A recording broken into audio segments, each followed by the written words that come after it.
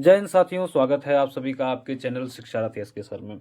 साथियों, आज हम पढ़ने वाले हैं आपका क्लास 10th का जो अ, प्रकाश चैप्टर है उससे संबंधित कुछ महत्वपूर्ण इम्पोर्टेंट फैक्ट्स आपके सामने लेकर के आया हैं, जो कि आपके एग्ज़ाम के पॉइंट ऑफ व्यू से बहुत ही महत्वपूर्ण है। और देखिए, एग्ज़ाम आपका नज़दीक है और आज से हम लोग कर रहे हैं आपका क्लास का नया आगाज़, ताकि आपको एग्ज़ाम में इससे काफ़ी ज़्यादा जो है सहायता मिलेगी। तो आइए शुरू करते हैं आज की क्लास को। और इस वीडियो को अगर आपको पसंद आए, कंटेंट पसंद आए, तो अपने दोस्तों के पास जो है शेयर ज़रूर करें। चलिए देखिए, प्रकाश के बारे में हम लोग आज पढ़ने वाले हैं। कुछ बेसिक चीज़ें पढ़ेंगे, 2-3 वीडियो आएगी, छोटी छोटी वीडियोस, जिसमें हम पूरा कंटेंट क्लियर कर रहे होंगे। प्रकाश देखिए, प्रकाश एक इलेक्ट्रोमैग्नेटिक तरंग है जो हमें दिखाई देती है।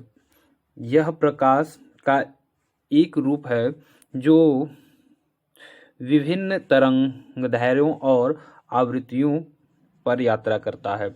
यानी कहने का मतलब सीधा सा ये है कि प्रकाश वह भौतिक साधन अथवा कारण है जिसके द्वारा हम जो है किसी वस्तु को देख सकते हैं। यानी हमें कोई भी वस्तु दिखाई क्यों देती है? तो प्रकाश के कारण। आइए कुछ तरंगदैर्घ्य की बात करते हैं हम। देखिए, प्रकाश की जो तरंगदैर्घ्य की बात करें, प्रकाश के गुणों की बात में तरंगदैर्घ्य की जो बात करते हैं, वो देखिए होती क्या है, समझिएगा ज़रा। कि प्रकाश की जो तरंगदैर्घ्य विभिन्न रंगों को निर्धारित करती है। जैसे लाल रंग का जो तरंगदैर्घ्य होता है वो सबसे ज़्यादा होता है। ठीक है, वो देखिए लाल रंग का तरंगदैर्घ्य सबसे ज़्यादा होता है, वहीं लाल रंग का प्रकीर्णन जो है सबसे कम होता है। आप देख सकते हैं कि 625 से 740 जो है एनएम होता है, और यहाँ पे सबसे कम जो होता है वो बैगनी रंग का होता है। ठीक है, अब देखिए एनएम मतलब न्यूटन मीटर। अब यहाँ अगर इसको एमरेस्टाम में मापेंगे तो लाल का जो होता है 7800 एमरेस्टाम तक होता है। कितना होता है? 7800 एमरेस्टाम। यानी 3900 से लेकर के 7800 एमरेस्टाम तक इसका होता है टोटल। तो ये चीज़ें आपको जाननी है कि लाल रंग का जो तरंगदैर्घ्य होता है सबसे ज़्यादा, उसके बाद नारंगी का, फिर पीला का, फिर हरा का, फिर उसके बाद नीला का, ठीक है, इंडिगो का, फिर बैगनी का। तो ये कुछ हमारे कलर्स हैं। आइए, प्रकाश की जो आवृत्ति होती है वो कितनी होती है ये समझते हैं। प्रकाश की आवृत्ति उसकी ऊर्जा को निर्धारित करती है। यानी प्रकाश की जो आवृत्ति होती है वो उसकी ऊर्जा को क्या करती है? निर्धारित करती है कि उसमें एनर्जी जो है कितनी है। आगे है गति। प्रकाश की जो गति होती है वो कितनी होती है? देखिए, प्रकाश की गति लगभग लगभग जो है 2 करोड़ के करीबन होती है, या फिर कह सकते हैं मीटर प्रति सेकंड, या फिर कह सकते हैं 3 × 10 पर पावर 8 जो है मीटर प्रति सेकंड होती है, जो सबसे तेज गति है जो किसी भी वस्तु द्वारा प्राप्त की जा सकती है। अब देखिए, वहीं विवर्तन की बात करें, प्रकाश की किरणें किसी वस्तु के किरणों से गुजरते समय मुड़ जाती हैं। यानी जब प्रकाश किसी माध्यम से चल रहा है, मान लीजिए सीधा ऐसे जाना है और वो सीधा ना जाकर क्या हो, यहाँ से ऐसे मुड़ गया, तो इस मुड़ने की प्रक्रिया में वो क्या कहलाएगा? प्रकाश का विवर्तन कहलाएगा। ठीक है, वो क्या कहलाएगा? प्रकाश का विवर्तन। आइए, उसके बाद है जो 5वां पॉइंट है हम लोगों का, प्रकाश के व्यतिकरण क्या होता है। आइए इसको जानते हैं, थोड़ा सा बड़ा करते हैं। देखिए, प्रकाश का व्यतिकरण जो होता है, प्रकाश की 2 या 2 से अधिक तरंगे आपस में मिलकर एक नई तरंग बनाती हैं। यानी जब 2 तरंगे आपस में मिलती हैं और एक नए तरंग का निर्माण करती हैं, उसी को व्यतिकरण कहते हैं। जो 6ठा पॉइंट है प्रकाश में, ध्रुवीकरण। अब ध्रुवीकरण क्या होता है? प्रकाश की तरंगे एक निश्चित दिशा में कंपन कर सकती हैं। यानी प्रकाश की तरंगें क्या है, निश्चित दिशा में एक समान दिशा में क्या हो, कंपन करती हुई आगे बढ़ती हैं, उसी को हम कहते हैं ध्रुवीकरण। अगला है प्रकाश का प्रकीर्णन क्या होता है। देखिए, प्रकाश की किरणें प्रकाश की जो किरणें होती हैं किसी माध्यम से गुजरते समय विभिन्न दिशाओं में फैल जाती हैं। यानी कहने का मतलब क्या है, जब प्रकाश सूर्य से, आपको पता है कि सूर्य से जो प्रकाश आती है, जो लाइट्स निकलती है, उसमें 7 कलर होते हैं, और वो जैसे आगे बढ़ता है तो किसी भी सतह से टकरा करके उसका क्या हो जाता है, प्रसार हो जाता है। वहीं प्रकीर्णन की बात करें तो सबसे ज़्यादा जो होता है वो बैगनी रंग का होता है। बैगनी कलर जो होता है वो सबसे पहले फैल जाता है, और वहीं जो है लाल रंग जो है वो जल्दी फैलता नहीं है, तो उसका जो है प्रकीर्णन सबसे कम होता है। ठीक है, यानी जो प्रकाश जो है पहले, यानी जितना तीव्र गति से फैल जाता है वही प्रकाश का प्रकीर्णन कहलाता है। यानी सीधा सा मतलब ये है कि प्रकाश की जो किरणें होती हैं उनका फैल जाना ही प्रकाश का प्रकीर्णन कहलाता है। आइए आगे की तरफ समझते हैं।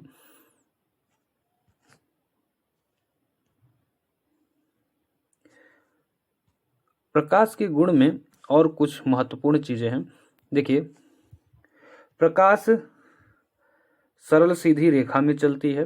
देखिए, प्रकाश एक सीधी रेखा में चलती है जिसे प्रकाश की रेक्टिलिनियर कहते हैं, जिसको रेक्टिलिनियर और प्रोपगेशन कहा जाता है। इसी को जब प्रकाश क्या है एक सीधी रेखा में, इस तरह से एक सीधी रेखा में चलती है। आइए अगला पॉइंट है, प्रकाश विद्युत चुंबकीय तरंगों के रूप में चलती है। जैसे प्रकाश एक इलेक्ट्रोमैग्नेटिक तरंग है जिसमें विद्युत और चुंबकीय क्षेत्र होते हैं, इसीलिए इसको क्या कहा जाता है, प्रकाश विद्युत चुंबकीय तरंगों में चलता है। आइए, प्रकाश जो है अपारदर्शी वस्तुओं की छाया बनाता है। यानी अपारदर्शी वस्तुओं की छाया का मतलब जिसमें जो वस्तुएं जहाँ पे प्रकाश आगे की तरफ नहीं बढ़ पाता है और वहाँ पे जा कर के वो रुक जाता है, तो उसकी छाया बनाने लगता है। जैसे मान लीजिए यहाँ एक दीवार है और हम यहाँ से जो है प्रकाश की किरणों को भेज रहे हैं, तो प्रकाश क्या है यहाँ से टकरा के वापस चला जाएगा, तो ये इसको अगर भेद नहीं पाता है, इसको पार नहीं कर पाता, तो इसकी छाया जो है यहाँ पर इसकी छाया बन जाती है। ठीक है, तो जिस माध्यम को प्रकाश अब भेद नहीं पाता है या उसको पार नहीं कर पाता है, तो उसकी छाया बना देता है, जिसको आप लोग कहते हैं परछाई। ठीक है, आगे देखिए चौथा पॉइंट, प्रकाश की चाल। प्रकाश की चाल 3 × 10⁸ है, ये पावर 8 है, ये ऐसे लिखा हुआ है, 3 × 10⁸ मीटर प्रति सेकेंड है, जो सबसे तेज गति है जो किसी भी वस्तु द्वारा प्राप्त की जा सकती है। यानी किसी वस्तु को आप देखेंगे किसी भी सतह पे प्रकाश की चाल उतनी ही होती है। आइए आगे की ओर समझते हैं, प्रकाश का अनुप्रयोग क्या है। प्रकाश संश्लेषण, प्रकाश का हम प्रयोग किस में करते हैं। आइए, पौधे प्रकाश का उपयोग करके भोजन बनाते हैं, यानी प्रकाश संश्लेषण की सहायता से पौधे भोजन बनाते हैं। सबसे पहला उपयोग ये हो गया। दूसरा, दृष्टि में प्रकाश हमें वस्तुओं को देखने में मदद करता है। तीसरा, ऊर्जा, प्रकाश का उपयोग ऊर्जा स्रोत के रूप में किया जा सकता है, जैसे कि सौर ऊर्जा। यानी 3 चीजें आपकी महत्वपूर्ण सामने आई कि प्रकाश से का उपयोग जो हम करते हैं किस किन रूपों में करते हैं। तो पहला है प्रकाश संश्लेषण के रूप में, दूसरा है दृष्टि के रूप में, तीसरा है ऊर्जा के रूप में। ठीक है, आइए आगे की तरफ समझते हैं और क्या क्या चीजें इसकी हो सकती हैं। प्रकाश का परावर्तन क्या होता है, आइए समझते हैं। प्रकाश का परावर्तन एक प्रक्रिया है जिसमें प्रकाश किसी सतह से टकराकर वापस आता है। ठीक है, यानी प्रकाश जो है किसी सतह से टकरा करके पुनः अपने जो है अवस्था में वापस लौट आता है, उसी को कहा जाता है प्रकाश का परावर्तन।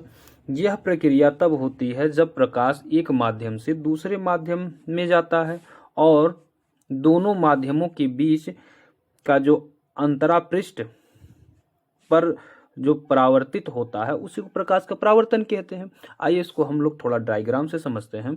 देखिए ये डायग्राम आप समझ पा रहे होंगे कि प्रकाश का, देखिए प्रकाश के परावर्तन के नियम को समझते हैं। इसमें प्रकाश के परावर्तन का नियम क्या कहता है, देखिए कि प्रकाश किसी भी माध्यम से जब चल के आता है, यहाँ देखिए प्रकाश चल करके आ रहा है और इस सतह से टकरा कर फिर वापस चला गया, तो उसी जिस माध्यम में उसी माध्यम में वापस चला गया, तो इसी को कहते हैं प्रकाश का परावर्तन।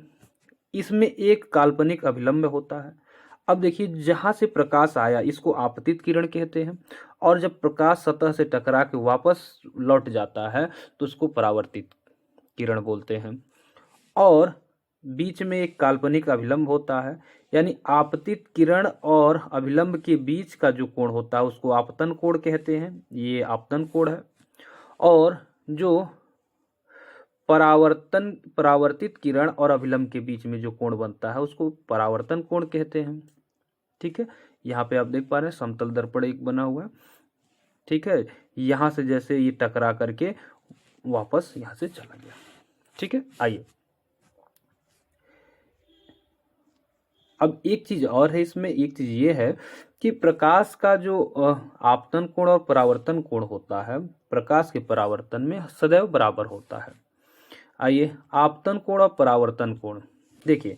आपतन कोण और परावर्तन कोण, आपतन कोण और परावर्तन कोण क्या होते हैं, समान होते हैं। जैसे कि हमने वहां पे कहा जिस तरह से ऐसे आता है सतह से टकरा करके प्रकाश अपने माध्यम में वापस लौट जाता है, तो बीच में जो अभिलंब होता है तो यहाँ का जो कोण बनेगा और यहाँ का जो कोण बनेगा, आपतित किरण और परावर्तित किरण और अभिलंब के बीच में जो कोण बनते हैं यानी आपतन कोण और परावर्तन कोण दोनों ही समान होते हैं। अगर 40-40 डिग्री का है तो दोनों 40 डिग्री का रहेगा, 50 का है तो दोनों 50 का रहेगा। ये कहने का मतलब है। आपतित किरण और परावर्तित किरण और अभिलंब ये क्या होता है, देखिए आपतित किरण, परावर्तित किरण और अभिलंब एक ही तल में होते हैं। ये तीनों किस में होते हैं, एक ही तल में होते हैं।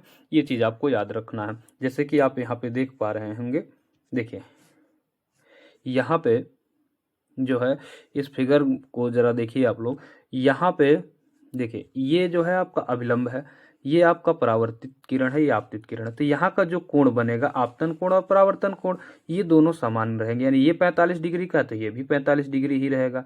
ठीक है, दोनों कोण समान रहेंगे। और यहाँ पे जो ये दोनों कोण आपस में क्या होंगे, समान होंगे। और ये दोनों ही, ये आपतित किरण और परावर्तित किरण एक ही तल में होंगे। देखिए एक ही तल में है, तो ये चीज मैं कहना चाह रहा था। आइए परावर्तन के प्रकार को देखते हैं कि प्रकाश का जो परावर्तन होता है वो कितने प्रकार में होता है। तो पहला जो है प्रकाश का परावर्तन जो होता है नियमित परावर्तन होता है। जब प्रकाश एक चिकनी और समतल सतह से टकराता है तो नियमित परावर्तन होता है। यानी जैसे मान लीजिए कोई समतल सतह है और वहां से प्रकाश ऐसे चल कर आया और टकरा करके फिर वापस चल गया, तो जो प्रकाश का यहाँ से जो परावर्तन होगा वो क्या होगा, नियमित होगा। यानी एक बराबर प्रकाश का परावर्तन होगा, सीधे जाएगा। और वहीं अनियमित जो परावर्तन होता है जब प्रकाश खुरदुरी सतह और असमतल सतह से टकराता है तो अनियमित परावर्तन करता है। क्योंकि अब जैसे इसको जाना यहाँ अब इधर उधर जाने लगा, जैसे कहने में बीच में गड्ढे आ गए तो गड्ढे आ जाएंगे। जैसे मान लीजिए यहाँ से प्रकाश आया, ठीक है, अब यहाँ बीच में क्या है, यहाँ पे मान लीजिए बीच में गड्ढा हो गया, तो प्रकाश तो यहाँ भी आया यहाँ भी आया, तो यहाँ से टकरा के सीधा ही जाएगा। लेकिन जब प्रकाश यहाँ पड़ेगा तो यहाँ नीचे आएगा, फिर यहाँ टकरा, कुछ प्रकाश तो यहीं रुक जाएगा, कुछ प्रकाश इधर चला जाएगा, यानी अपने मार्ग को भूल जाएगा। तो यहाँ पे नियमित नहीं होगा, अनियमित हो जाएगा। ये चीज कहना चाह रहा है ये। आइए आगे की तरह समझते हैं प्रकाश के परावर्तन के जो प्रकार है। अब फिगर से जरा समझिए। यहाँ पे देखिए ये जो है प्रकाश का जो परावर्तन है, इसको थोड़ा सा छोटा करते हैं, शायद डिस्प्ले पे पूरा ना दिख रहा हो, अब दिख रहा होगा। देखिए यहाँ पे दो प्रकार के आपके परावर्तन दिए गए हैं। वहां अगर आपको नहीं समझ में तो यहाँ से आप बिल्कुल समझेंगे। प्रकाश का जो परावर्तन का जो प्रकार है एक नियमित है और एक विसरित या जिसको हम अनियमित बोलते हैं। अब यहाँ देखिए, ये समतल सतह है। समतल सतह पे देख रहे हैं जो भी प्रकाश की किरणें आ रही हैं, जिस सेंस में आ रही उसी में फिर समान रूप से ये परावर्तित हो रही हैं, यानी आपतित किरण और परावर्तित किरण समान रूप से जो है होती हैं। तो यहाँ पे नियमित परावर्तन होता है। और अनियमित, यहाँ जब खुरदुरी जब सतह है तो ये देखिए, जब ऊंचाई से जाएगा तो ये पहले मुड़ जाएगा, जो गहराई में जाएगा वो और इधर मुड़ेगा। यहाँ पे देखिए नियमित नहीं हुए, एक किरण दूसरे किरण को क्या कर रही है, प्रतिच्छेदी कर रही है। ठीक है, यानी जो किरण कहीं और जाना चाहिए तो वो कहीं और जा रही है। अब ये किरण यहाँ आई, लास्ट की किरण है, अब इस लास्ट वाले को सबसे लास्ट में जाना चाहिए था, लेकिन सबसे लास्ट में न जाके कहाँ हो गया, सबसे पहले हो गया। यहाँ पे देख पा रहे हैं आप लोग, ये क्या हो गया, ये सबसे पहले हो गया, जिस वजह से यहाँ पे दिक्कतें आ गई। अब देखिए, ये जो प्रकाश की किरणें थी, ये सबसे लास्ट वाला आपतित किरण था, ये वाला सबसे आखिरी का था। तो इसको इसको जायज की बात सबसे आखिरी में यहाँ पे जाना चाहिए था, लेकिन ये हुआ क्या, ये आपका आखिरी में न जा करके क्या हो गया, यहाँ से परावर्तित होकर के ये इधर ही चला आया। देखिए, यहाँ से परावर्तित होकर सीधे इधर चला आया, और इसके पहले वाला जो था उसके आगे चला गया। तो ये जो है ये आपका अनियमित है। ठीक है, ये आपका क्या है, अनियमित प्रकाश का परावर्तन है।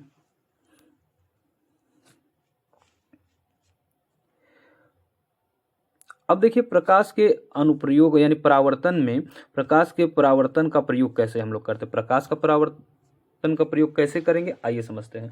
प्रकाश का उपयोग तो हमने देख लिया था, अब हम प्रकाश के परावर्तन का उपयोग किस तरह से करते हैं उसको समझते हैं। पहला जो है हमारा दर्पण। दर्पण प्रकाश के परावर्तन का उपयोग करके वस्तुओं का प्रतिबिंब बनाता है, जैसा कि अभी अभी हमने दिखाया आपको। और प्रकाशीय उपकरण जैसे कि टेलीस्कोप और माइक्रोस्कोप प्रकाश के परावर्तन का उपयोग करके वस्तुओं का अवलोकन करते हैं। ठीक है, तो यहाँ पे ये चीजें आपको देखने को मिलेंगी। आइए समझते हैं इसको हम यहाँ से। देखिए, प्रकाशिकी यंत्र जो है, यहाँ पे दूरबीन है, यहाँ पे जो है सूक्ष्मदर्शी है। ठीक है, यहाँ पे लेंस आपको देखने को मिल रहा है। अब देखिए, दूरदर्शी हमारा जो प्रयोग होता है, प्रकाशिकी यंत्र यानी ये सारे क्या है, प्रकाश को देखने, प्रकाश की सहायता से इसको देखा जा सकता है। दूरबीन जो होता है दूर की वस्तुओं के लिए, सूक्ष्मदर्शी जो होता है अत्यंत सूक्ष्म कणों के को देखने के लिए होता है। लेंस का प्रयोग आप जो फोटो वगैरह खींचते हैं उसके लिए होता है, क्लियर करने के लिए। तो यहाँ पे आप देख पा रहे हैं, ये फिगर देख करके आप समझ सकते हैं प्रकाशिकी यंत्र के बारे में। क्लियर है, आइए आगे की ओर बढ़ते हैं।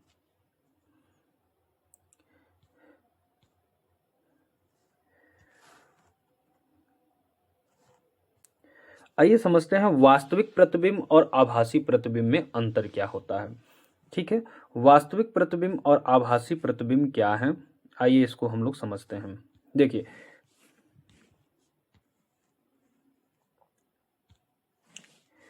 एक तरफ वास्तविक प्रतिबिंब है, एक तरफ आभासी प्रतिबिंब।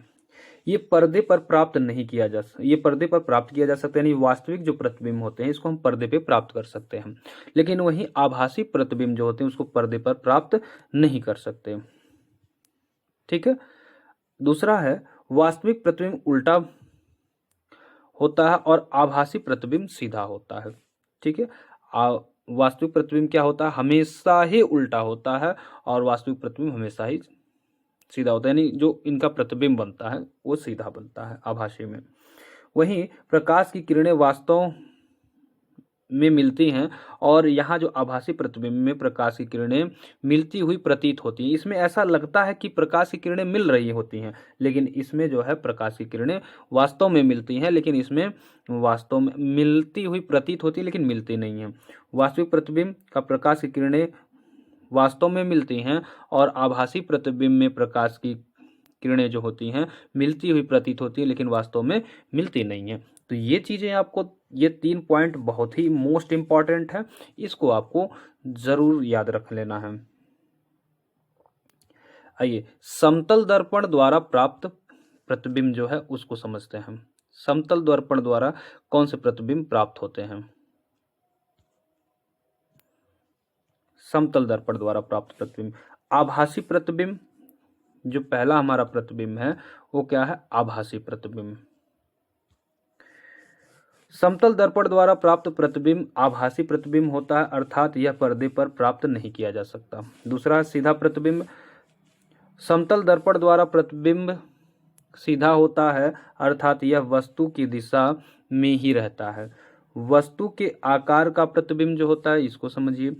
समतल दर्पण द्वारा प्राप्त प्रतिबिंब वस्तु के आकार का होता है, अर्थात इसमें कोई विकृति नहीं होती है।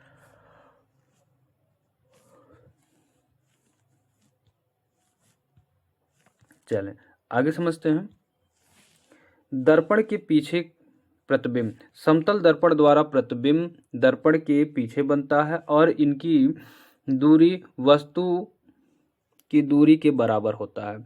ठीक है, तो ये कुछ पॉइंट्स हैं जिसको आपको याद रखने हैं। आई होप दोस्तों आपको वीडियो पसंद आया होगा, तो चैनल को लाइक, सब्सक्राइब और वीडियो को शेयर जरूर करें। मिलते हैं दोस्तों नेक्स्ट वीडियो में।